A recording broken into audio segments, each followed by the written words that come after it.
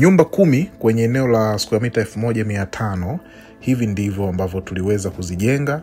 Kwa wale ambao mmekuwa mkiangalia progress ya hii kazi, mnaweza kuona tangu pale tulivyoanza kuseti msingi wa hizi nyumba na mpaka sasa tumefikia awamu ya kwanza kabisa ya kufanya finishing. Unaweza kaona hizi nyumba ama zitakupa majibu ya maswali ambayo wengi walikuwa wanauliza.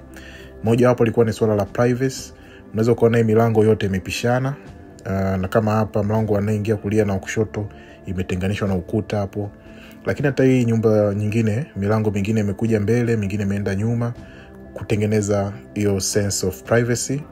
Nafasi pia katikati ya nyumba na nyumba ni nafasi inayotosha kwa ajili ya kufanya parking kwa ajili ya magari, na nyuma ya hizi nyumba kuna nafasi pia kwa ajili ya outdoor living.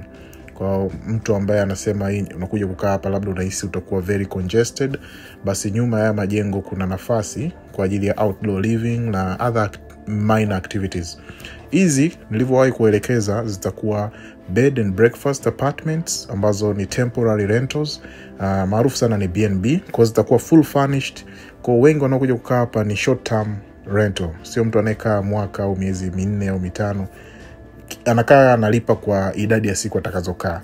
Kwa mfumo huu wa uendeshaji, hizi kwa lugha nyingine zinaitwa hotel apartment. Kwa kuna baadhi ya huduma ikiwepo kufuliwa, kuosha yale mashuka, kupata chakula, inakuwa ni extra, lakini mtu akitaka anaweza kazipata pia akiwa ndani ya hizi apartments.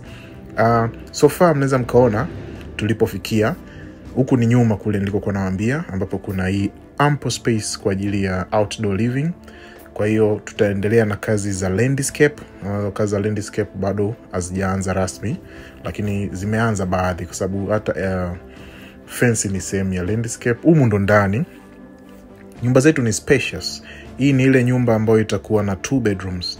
Ni nyumba ambayo ina kitchen, ina sitting room, ina dining, ina 2 bedrooms, ina private public powder room au public toilet.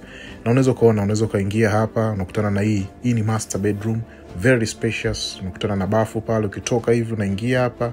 Hii inakuwa ni sitting room ambayo ni very spacious, very very marvelous. Kwa kuziangalia kwa nje unaweza usihisi kwamba hizi nyumba labda zina nafasi. Ni nyumba kubwa. Kwa hata zile za chumba kimoja pia zina space ya kutosha. Hizi za vyumba viwili kwa sababu ramani yake ni ile ambayo inaweza kuingiliana, interchangeable. Kwa zile za vyumba viwili zinaweza zikabadilika immediately zikawa za chumba kimoja.